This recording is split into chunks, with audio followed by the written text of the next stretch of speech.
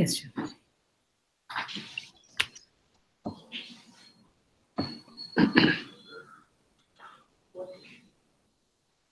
Indra.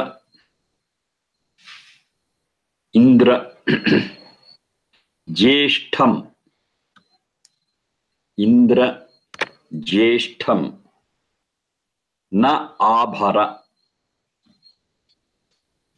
Indra Jeshtham Na Abhara. Atharva 20801. 20801. Indra Jeshtham Na Abhara. Indra Sambodhana.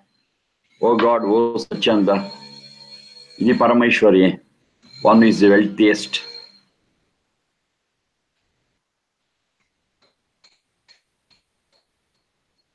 Bhara. Dubhri. Bharana Poshana Yoho. To fill and nourish. You fill us. You fill us. Fill our life. You fill our spirits. Whatever it is. Fill us. Abhara. Fill us to the brim.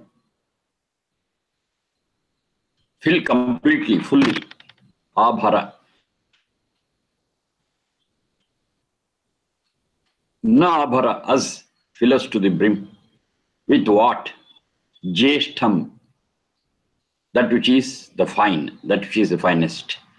That which is the best.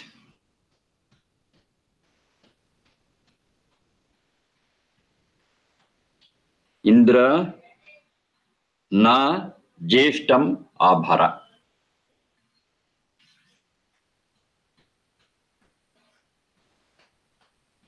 So you fill us, fill our lives with all that is the best.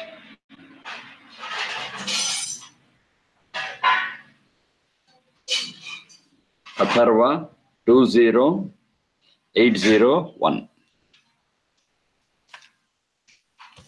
Now a simple question comes. Has not Sachanda done this already? This is done already. He or she, whatever it is.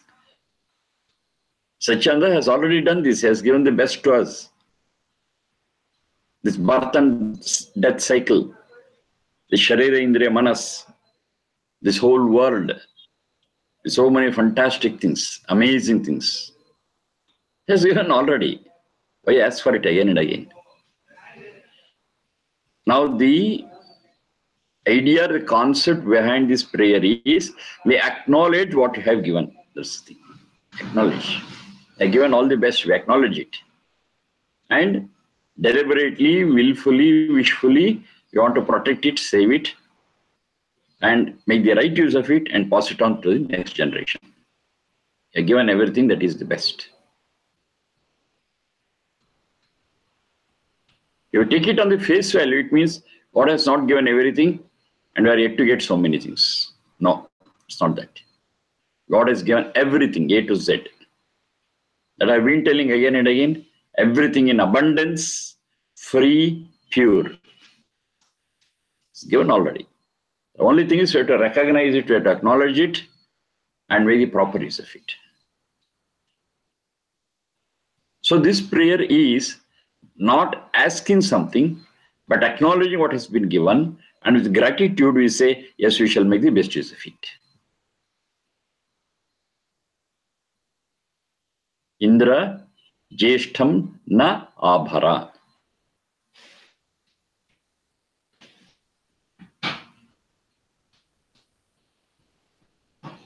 Now, though God has given everything, if we don't acknowledge it, if we don't recognize it, it is as good as we have not received it.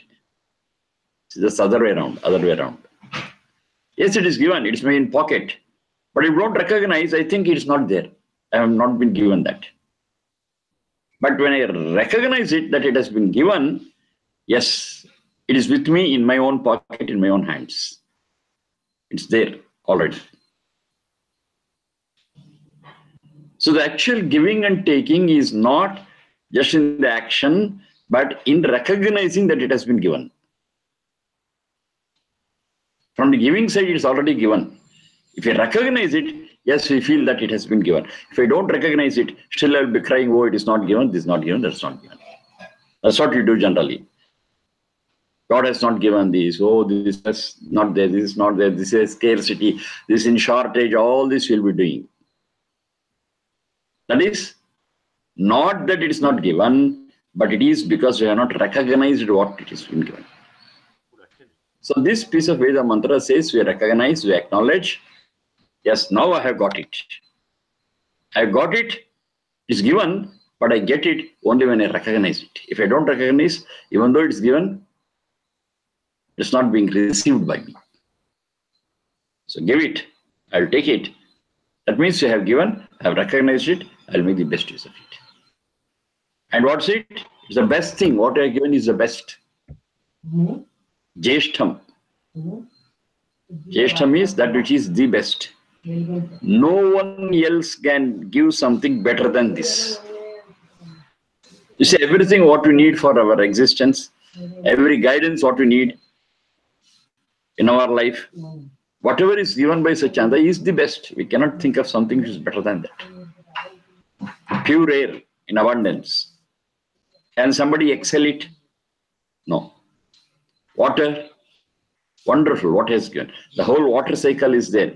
More and more I use the water properly, it goes to the ocean, it gets evaporated and clouds, and I get and the rainwater is the purest. You know it? Unless we meddle with it, spoil water and air and pollute it, it is the best. Wonderful, wonderful system. Recycling, it's there. There cannot be water that is better than, purer than what is given by God. We foolishly have polluted it. Instead of rain, we are getting acid rain.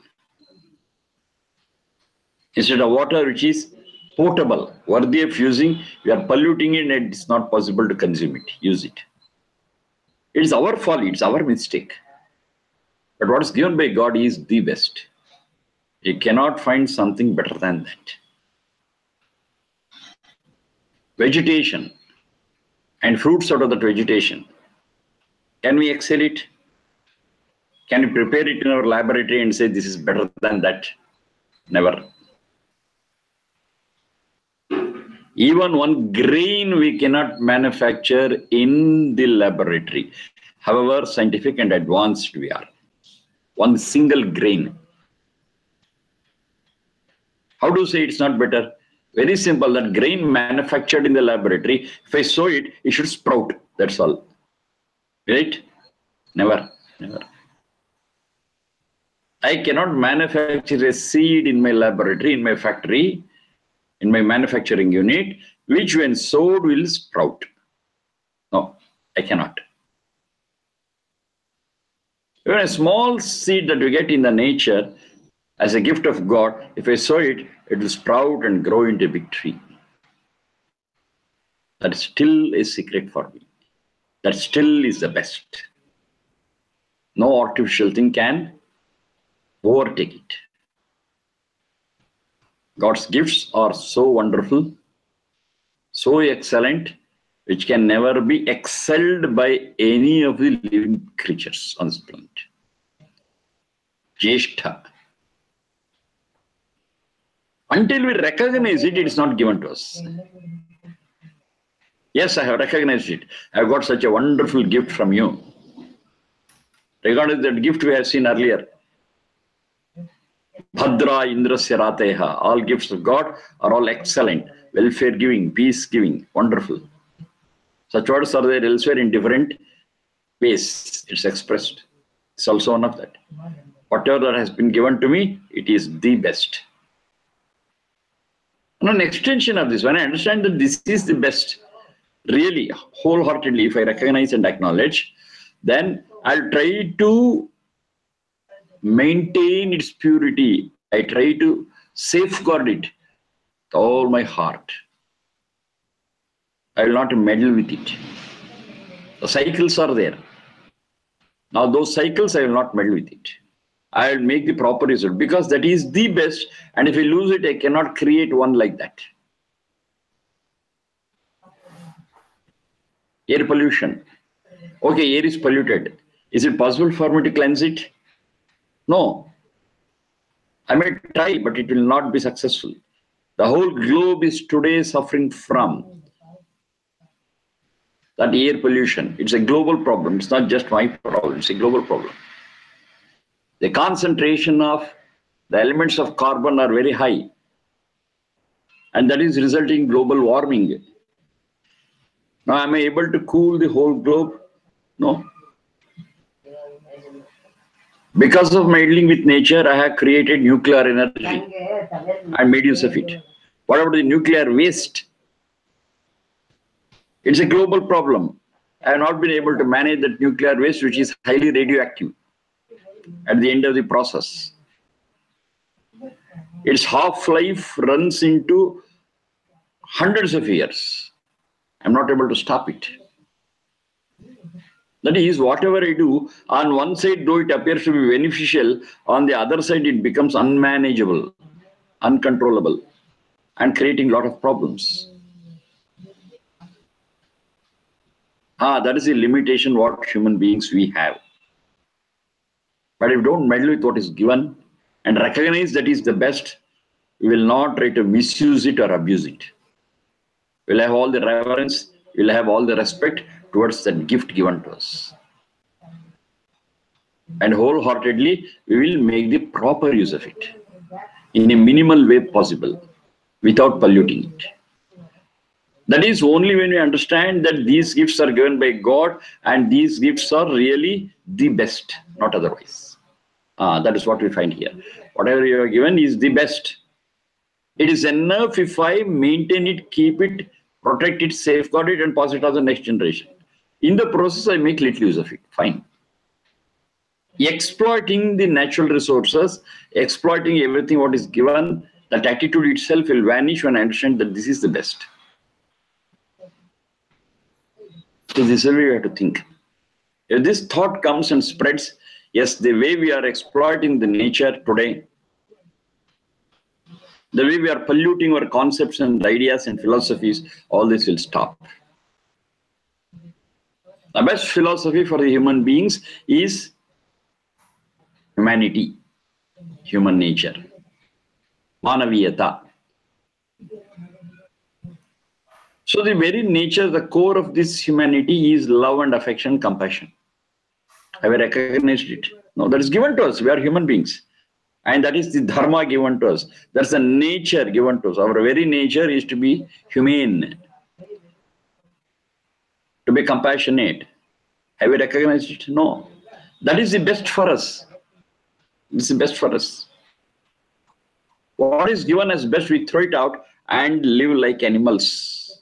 Cruel, warmongering, selfish. These are not our nature. Definitely not. These are all very, very baser and foolish and brutal things. They are not the best. The best for human beings is compassion and love. We did not recognize. So for our failure of recognizing this as the best, we are fighting for something which is the worst, putting our life also in danger and also the whole globe into danger. What is the reason? We have not recognized that this is the best. What is best, what is not best, we have failed to discriminate. That's our problem. This reminds us, please note whatever is given to you in the natural way, at the physical, at the mental, the spiritual level, that is the best. You protect it, make the best use of it. Be happy, make others also happy. Indra jeshtam nabhara. See? If you live that prayer, not just pray, if you live that prayer, yes, we can never spoil even a speck of the nature around. We can never lose any one moment of our life. Because, that is the best. The life as human beings, that is the best. Every moment is very, very crucial and valuable. We will not lose it because that is the best. If I lose it, it's gone. Now this enlightenment will come to us when I understand this piece of Veda mantra rightly. Indra Jeshtam na bhara. Though it appears give it, it's not actually asking for it. It's actually recognizing and acknowledging it. Whatever again is the best. Next one.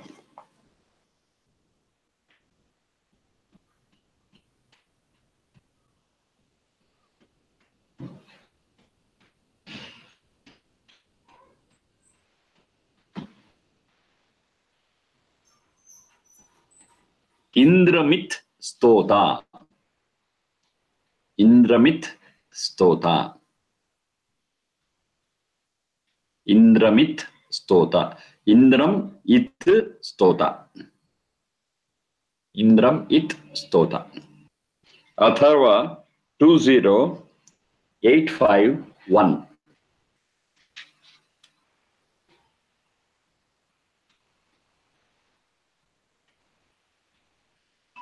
20851.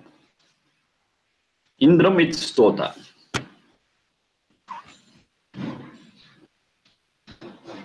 We pray. Stota, Ashtam Stutav. Praying.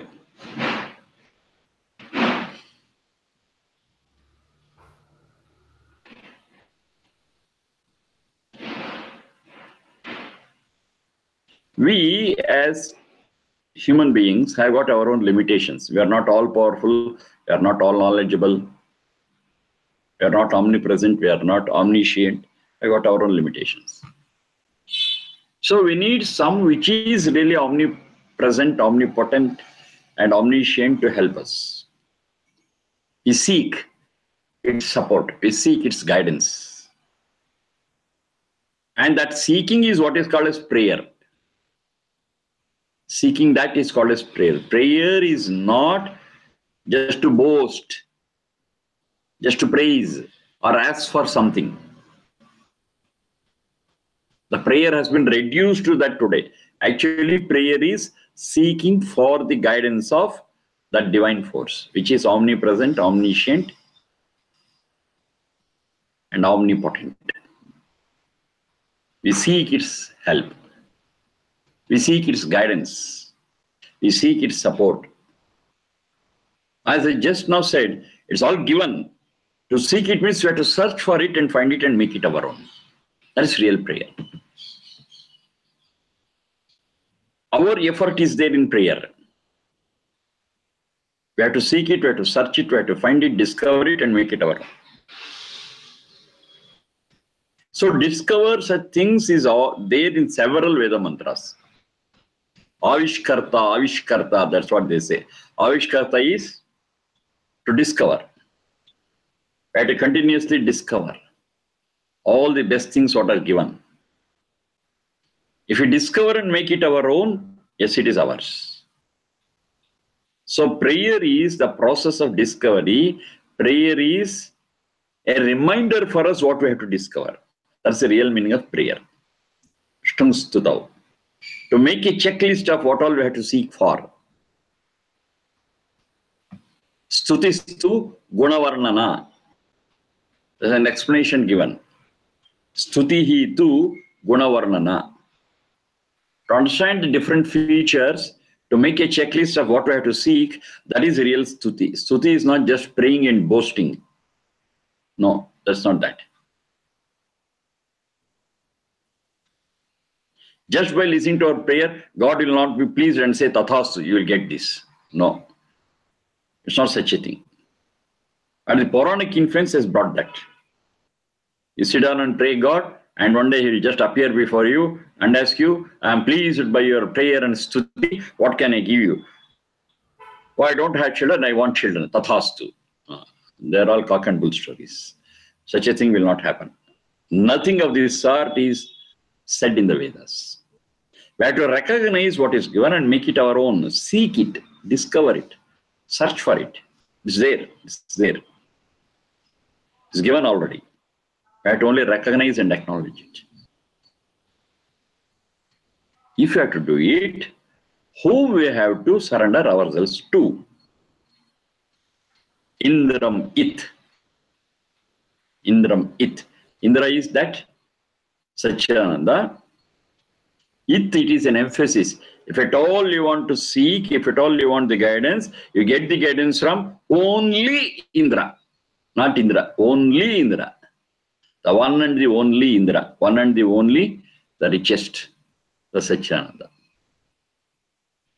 And the guidance what you get, the support what you get, the help what you get, yes, it is the best. Indram it stota. If at all you want to pray, if at all you want to seek something, seek with. Seek in Indram. Not just seek, seek in Indram only. Don't try elsewhere. Don't try elsewhere. If you try elsewhere, you may be lost. Because the best we have in Indra. Indra is Satchidananda, that is one and only one. No second one. Except this Satchidananda, you don't find whatever you are seeking for. Ultimately, as Ananda, there is no other source. The source for all Ananda, peace and bliss is with Indra only. Of course, along with that peace and bliss, yes, this Indra is also capable of giving you all the material things also. Because he is the creator. Therefore, if at all your prayers are there, let your prayers be to Indra only. Indram it stota. That it is only. There are many such Veda mantras speaking like this. If at all you want to pray, if at all you want to seek help, seek it only with Indra. So here with reference to prayer, they are telling with prayers. Your prayers, let it be to that Indra only. You are seeking your discovery, whatever you are progressing, all these things you have to get it from the one and the only best source what you have got. That is Indra only. Indram it stota. This is Atharva 20:85:1.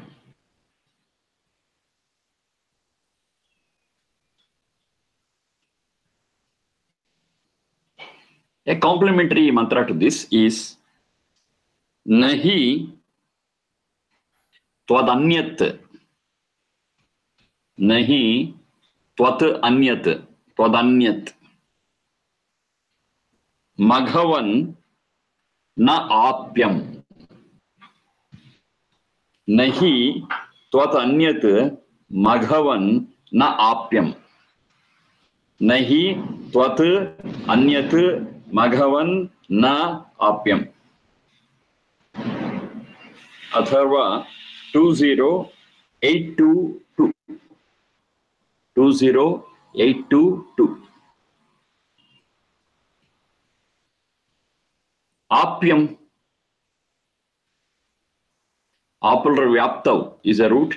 It means one who is our well-wisher, who is close to us. Apta. One who is an Apta, one who is a well-wisher, one is the closest to us. Us is that na apyam, one is closest to us. Na apyam. Maghavan. Maghavan. That is in vocative case, Sambodhana Vibhakti for Satchidananda. Magha iti Aishwarya Nama. One who has got everything. Maghavan. Twat Anyat, other than you. Twat Anyat. Anyat Twat, other than you. Nahi, there is no one. There is no one who is a well-wisher other than you. O Satchidananda. If at all I want a friend, if at all I want a guide, if at all I want a philosopher, if at all I want one who takes care of my welfare, it is you, and there is no one other than you. Nahi Twata Anyat Maghavan Na Apyaha. There is no one who is a well-wisher than you. This is Atharva 20822. 20822. Now, that all we have studied so far, it is very clear for us. Yes, the best well-wisher for us is that Satchidananda and Satchidananda only. How we can rely upon him? How we can rely upon him? That one simple proof for it. This whole world is created for whom? This whole world is created for whom? Definitely not for Satchidananda. It was never a need for Satchidananda to create this world. It's not his requirement. Because the whole universe belongs to him and he is 100% contented. Always. What's the word we use for it? Nitya Trupta. Nitya Trupta. Eternally contented is your Satchidananda. No shortage, no scarcity, nothing. Full, it is full in all respects. So this universe, the creation of this universe was never the need of Satchidananda. Was never a requirement for Satchidananda. Okay, that is one entity, gone. Other entity, Jada, inert, Sat. Is it for that Sat? The whole creation is there? Never, because it doesn't have that conscience at all. Consciousness. It doesn't have that consciousness. Whether it is good or bad, whether it is hot or cold, whatever it is, it cannot react to it. It is inert, Jada. So the creation or non-creation of this universe is neutral to it. It's Jada, inert. It's created, it makes no difference. It's not created, it makes no difference. Because it just exists, that's all. It doesn't react. No consciousness, no prajna, no jnana. So creation or non-creation is the same for it. And what is left? The third entity, the Satchit. We need this creation. It is our need, it is our requirement. What for? In this creation, we have to work for strengthening our souls and purity of the souls. Why we have to work it out? The same question, the same answer. It is to experience bliss and peace, and that is our ultimate search. Every one of us, every Satchit is in search of that ultimate peace and bliss. And we cannot experience it unless we raise our qualities to that level. And to raise to that level, we have to work for it. And to work for it, we need tools, we need an area to work, we need guidance, and that is this universe. That's what has been given to us. Who has given? The one who has given had no need for it. Had no need, had no profit, had no benefit by creating it. And at the same time, if he had not created, there is no one to ask him why you have not created. Because he is Vinayaka. He has no boss. He himself is the ultimate boss. There is no one to ask him why you have not done this. It is his wish. And what is the benefit he gets? A big zero, nothing. For creating this world, he gets nothing. Because he's got everything already. So what is the final thing? Has created this universe without any expectation, without any force, for the sake of the Satchit, for their development, for their progress, for their achievement, for their attaining peace and bliss. It is something great. It is something great. And that is the greatness of that Satchidananda. So can there be anyone who is a better well-wisher than him? No. That's what this Veda mantra is. We don't have any well-wisher better than you. Better than you. Tvata anyat, other than you, we don't find any apyam, na apyam. A well-wisher for us. A friend for us. A one which loves us to the core. There is no one than you. Nahi tvata anyat na apyam. Maghavan Napyam. Oh Satyananda, you are the one who is the closest for us. Relax ಮಾಡ್ಕೊಳ್ಳೋಕೆ ಹೇಳು. ಆರಾಮ ಮಲ್ಕೊಂಡು. ಆರಾಮಾಗಿ relax ಮಾಡ್ತೀವಿ. So this we have to recognize. If we recognize this, all other mortal well-wishers, will come down in the hierarchy, and the highest place is given to that Satyananda. And the advices given by mortal well-wishers, if it is in tune with the advice given by the Satyananda, we take it, otherwise you don't take it. Because mortal well-wishers do have their own limitations. So whose advice we have to take, whose guidelines we have to follow, it will be very clear for us. It is the guideline and advice given by that Satyananda is the best and the ultimate. If the advice given by others is in tune with it, absolutely there is no harm, we can take it, otherwise we have to leave it out. So the advice given by Satyananda, the guidelines given by Satyananda is the best. How he has given?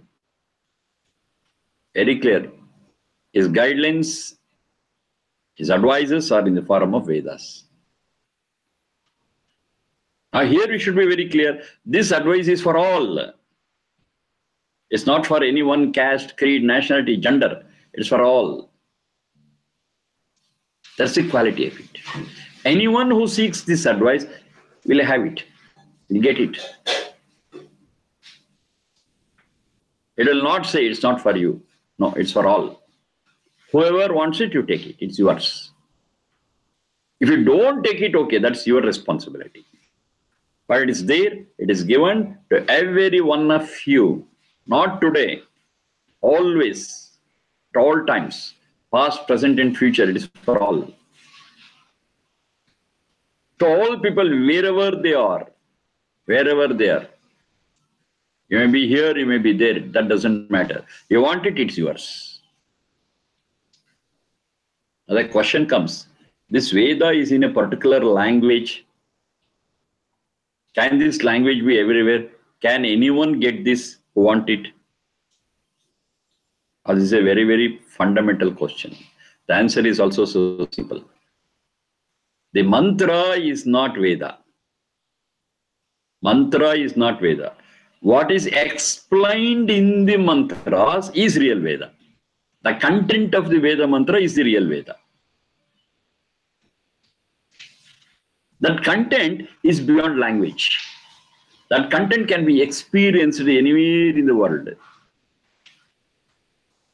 To understand that there is one supreme power, which is our best well-wisher, I need not remember this Veda mantra. If I remember, it's helpful, that's okay. But even if I don't remember this Veda mantra, in own language of mine, I can always say, God is supreme. So the fact that God is supreme and his advice is the best can be experienced anywhere, and it is beyond language. If we take the help of the language, that's okay. But it is not a limiting factor. It's not a limiting factor. Because the content, what is there in the Veda mantra, is omnipresent. It is everywhere. You can get it anywhere. Not exactly through this can. The content is free from can. If I get it canned, okay, that's fine. That's fine. It's an easier way of getting it. Even otherwise, it can be got because the content of the can is spread all over. A small experience I'll share with you. Once a foreigner from Denmark had come to India and to Bangalore. And it so happened that we met together and we were discussing about so many things. Then finally he said, Mister, I don't know your Veda. I don't know your Sanskrit. I don't know anything of what you are all telling. Do I have salvation or not? You tell me just. I don't know your Veda. I don't know your Vedic language. I have not studied this. Do I have salvation or not? That was his tight question. Then I said, you have salvation. To have salvation, to have mukti, moksha, knowledge of the Vedic words, Veda mantras and the Vedic language is not at all a must. Then what's a must? to realize the contents of Veda mantra, the essence of Veda mantras. And the essence of Veda mantras are spread everywhere. Wherever you are, you can realize it. Wherever you are, you can recognize it and understand it in your own language, in your own way. If it is truth that you have realized, you are eligible for salvation. Forget about Veda or Veda mantra or anything. But to know Vedas and the Veda mantras and through it identifying the truth, okay, it's a shortcut, it's an easy way. But it's not a must. It's not a must. We do have many people around the world who are honest, who are noble, and maybe they're totally illiterate. That doesn't matter. That doesn't matter. They're not at all able to read. Forget about reading Vedic language, understanding Vedic language, and understanding it. Not necessary. If they are able to recognize truth, yes, they're worthy of salvation. Without knowing Satyam Vada, just an example, without knowing Satyam Vada, if they're already speaking truth, what is wrong with that? A person who speaks truth need not know the words of Satyam Vada. On the contrary, a person who knows Satyam Vada very well and can lecture for 2 hours on those 2 words is not practicing it. What is the use of it? He always lies. He is not honest. But he knows Satyam Vada, he knows Dharmamshara, he can talk over it, he can write volumes on it. So no use at all. So what is important is practicing Satya and Dharma in life. Whether they know it or not, whether they're able to lecture about it or not, write about it or not, that doesn't matter at all. That is superfluous. But really taking it to heart and practicing it in life, Satya and Dharma, yes, that makes a person eligible for salvation. The book on Veda is not Veda. A mantra in the book is not Veda. The purport of that mantra, which is abstract, that is Veda. It cannot be bound by words, it cannot be bound by language, it cannot be bound in a book. It's 100% open, real, and abstract. And if you understand it and experience it and practice in life, that makes us eligible for salvation. So the advice given by God is in such a form which has no limiting factor, like a language or a book or something like that. You take the help of it, okay, it's an additional aid that we get. It's an additional assistance we get, and things can be catalyzed. That's fine. But even in the absence of it, if you realize truth, yes, things will run, we get the results. These are all the things that we have to remember.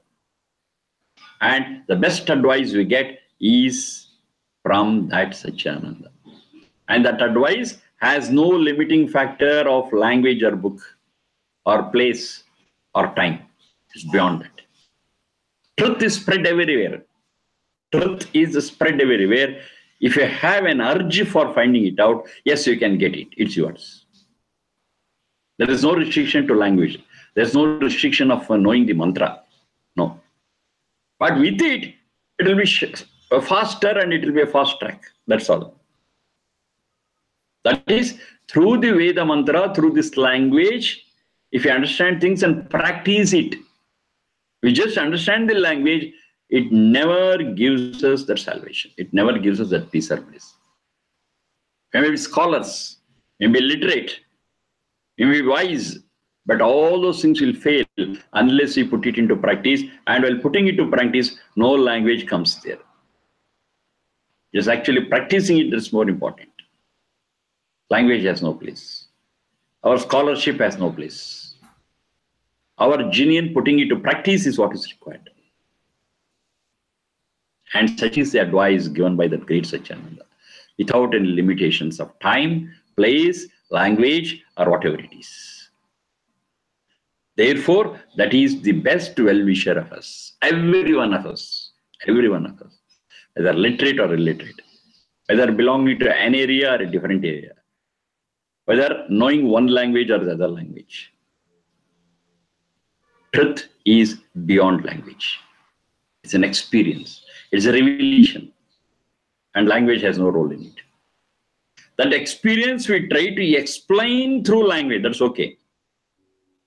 But experience is not bound by language. Only when you know this language, you'll be able to experience. No. Any experience for that, even physical experience, I will tell you. Say, touch a hot object. I immediately remove my hand from that hot object. What language you want to know this and to do it? Just an experience beyond language. Anyone, if they touch a hot object, immediately they remove their hand reflexively.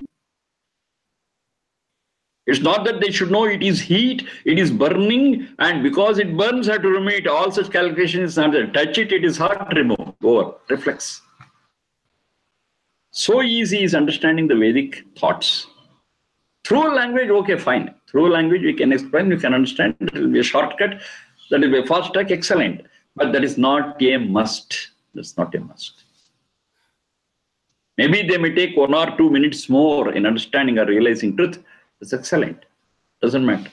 But without any bondage, without any restriction, they too are eligible for realizing truth. That's the beauty of it. And such a thing you don't find anywhere else. That is why the one who has given such thing is the best well-wisher for us.